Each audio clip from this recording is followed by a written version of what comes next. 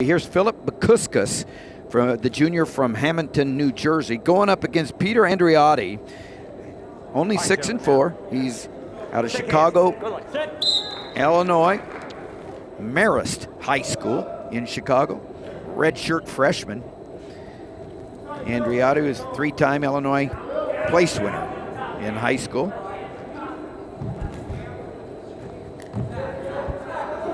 Counter shot action there by Andreotti. You know, so far in this meet, I've been really impressed with the Rutgers wrestlers, just how strong and physical they've been, and they've just, you know, been certainly seen on display that last match there, 165, the pin over Welch. But of course, Ashnault, we know how strong he is, being the All-American. But an opportunity at this point in the meet for Andreotti to get the Boilers back in the competition. Bakuckas had a good Midlands championship. He placed 5th at the Midlands. It was a good tournament for Rutgers to come out to the Midwest and compete in. Here's your international rankings at 174. Bo Nickel leading the way. Bakuckas back in on the shot there. He could go ahead and drive. He's got to go ahead and try to look for that far ankle. He's just going ahead and try to lock around the, he captured it right there. Got that far ankle, got the 2 points. Not much awareness on Andreotti's part there that would be what he would be looking for, and he didn't really do much to kind of keep that ankle away, and now he finds himself in a bow and arrow situation right now where he's going to go ahead. If Bakuckas is able to go ahead and step with his left leg, capturing that ankle across the body, he's going to give it up on it right now, work back to the single wrist ride. But talking about the strong performance of Rutgers and the job that Scott Goodale has built, you can't overlook Donnie Pritzloff's influence. Well, yeah, that's his second year in the program now, and you know, he's a Jersey guy and national champion at the University of Wisconsin. You know, traveled as an assistant coach at Wisconsin and Michigan, and has had that experience working under some, you know, pretty good head coaches, and now being able to take that experience here to this program. And it also speaks to the maturity of Scott Goodale, knowing that that's the type of guy that he needed in his program to be effective. And you know what I like about this Rutgers program, and not just because they're leading right now, but you know, they've been able to put over crowds of over 5,000 into the rack there at home, and you know, it's not half Iowa fans. It's not half Ohio State fans or Penn State fans. They've got a great following. They follow their teams in all sports very well at Rutgers, and you know, just to finish that thought, I mean, they are, you know, passionate about, you know, Jersey wrestling, and you know, this is they're going to be. You've got also a Division I program in Ryder, but having one of their, again, champions and world team members that represented the state of New Jersey well, that's a good team of guys to be able to keep that talent in state. And they get wild there at the rack. Yeah, they get after it. They're vocal. There's the end of the first period. It's dude fest, man. They are ready for their guys to do well. And I think that's going to just a tradition that will continue to grow. Of course, this year the NCAA's at Madison Square Gardens, March 17, 18, and 19. And what an opportunity for the Rutgers, the Marylands, Penn State. There'll be a lot of people driving in and out. They don't have to stay overnight down, you know, in Manhattan. They don't have to stay. They drive back and forth. It's all within a couple of hours there. And so I think we're going to see a different type of crowd. It's going to be full. There's no tickets.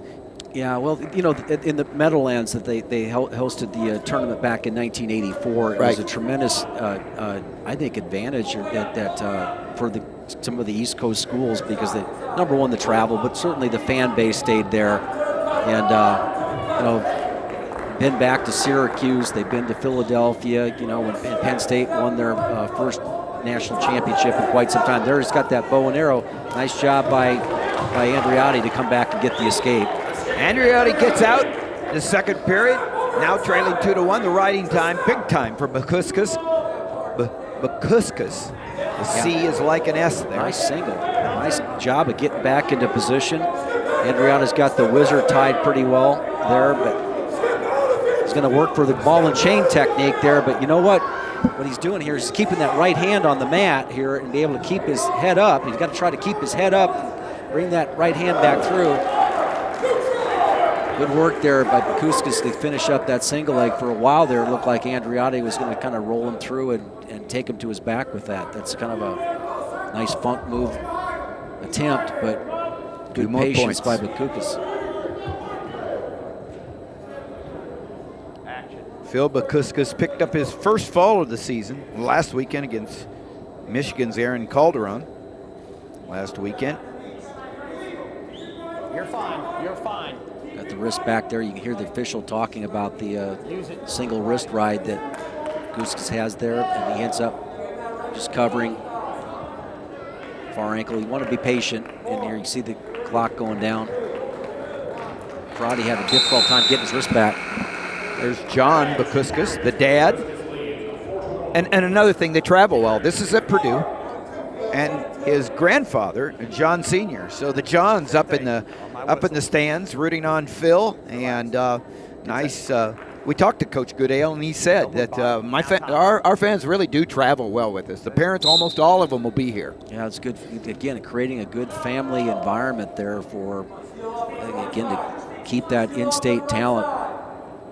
Rich tradition of college wrestlers from the state of New Jersey, keeping them at home.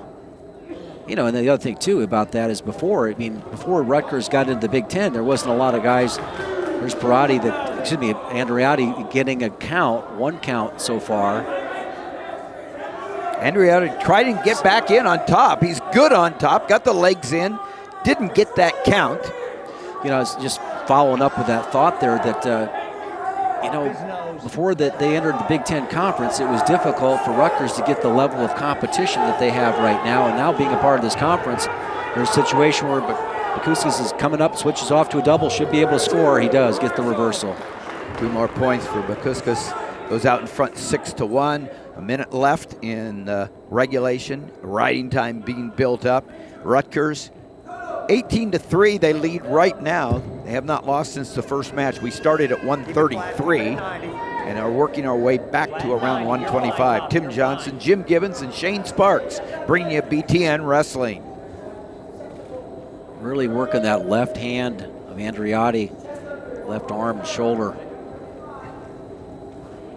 Late in the period, looks like he's going to be content to stay in the top position with the 6-1 lead. Riding time would make it 7-1. I guess if you got an escape, takedown would only make it 9-2. Rutgers trying to win their last Big Ten duel. They'll be a host for the NWCA Division I National Championship Series. Then they'll jump on a plane and fly out to Iowa City for the Big Ten Championships, which is just going to be an incredible event. And that's the way it'll end right there. No points given by the official. John shows his appreciation for his son's performance with riding time 7-1, the victory. 3 more points for Rutgers. They go out front 21-3. Winner by decision, Philip Bakuckas, now 14-11.